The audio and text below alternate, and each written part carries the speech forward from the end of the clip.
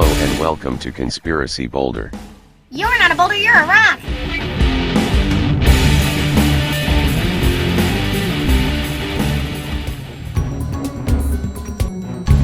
Welcome to Conspiracy Boulder News. We have all seen the shocking footage of the Waco Texas biker club or gang shootings. 9 dead bikers. 18 more bikers hospitalized. 177 people arrested. If you saw our last video, you know we found 3 things very strange. 1. That the police were there and waiting with SWAT units in place and ready. 2. Immediately after what the police described as one of the most violent scenes they had ever seen, the detained bikers and the police were all just peacefully milling about, turning their backs on each other, and sitting around, in a very cordial way. 3. Onlookers including curious families with little children were allowed to wander close to these allegedly potentially volatile and murderous prisoners. How could anyone be so sure no more violence was going to erupt? Well, here we are, almost a month later, and here are 3 more big questions. 1. This one is very obvious. Let's look at mugshots and aftermath compliance. The police released mugshots of the newly processed prisoners. If this was really such a violent fight, then why do none of the photos support that claim? Where are the bruises, cuts, swelling, wounds, blood, and other things you would expect to see? Seriously. As an aside, some of our viewers have suggested that this was a psyop. And hundreds of inmates in local jails were offered reduced sentences to participate in this drama. Explaining why after the shootings, all the bikers casually walked around, hanging out leisurely, waiting patiently to be processed. And then sat in what looks like prison lines going through the motions. We aren't so sure about this theory, but think about it. 2. How did Waco PD beat out the FBI in pulling off such a massive organized crime sweep? The FBI held the record since 2011. In early 2011, the FBI announced to the press that they had made what they called their largest organized crime mass arrest ever. Hundreds of law enforcement officers in the Northeast conducted a sweep of alleged mafia members that netted about 125 arrests. Charges included murder, racketeering, and extortion. Years of investigations, and planning, and indictments led to this operation.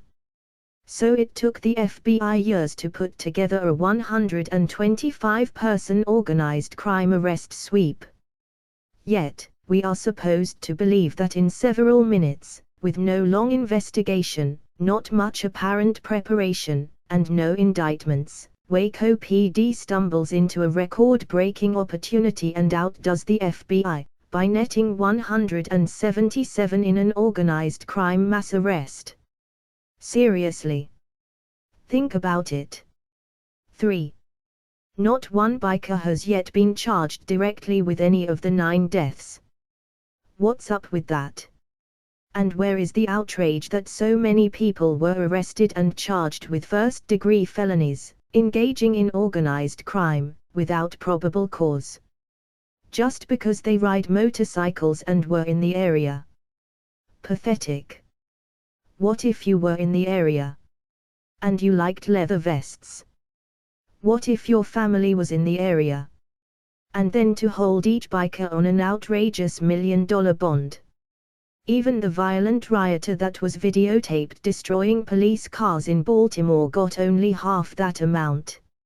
Our research revealed $1 million bail set for people suspected of heinous crimes like the man identified in the vicious beating of a sleeping homeless man, a woman who cut off her husband's body part, a kidnapper that strangled a woman, a murderous teen that committed unspeakable crimes against a child, a road rage killer, and the like. Since bail for murder in Houston starts at $50,000, to slap 177 people, who were in the area, with a bail 20 times higher, is just bizarre. Think about it. We owe it to our children, our fellow Americans, and our future generations, to see that these people are not left to languish in oblivion. Guilty or innocent. Justice needs to be swift. There should be no foot dragging. What in the world is causing these delays? It just isn't the American way. Or, is this what we do now in the new America?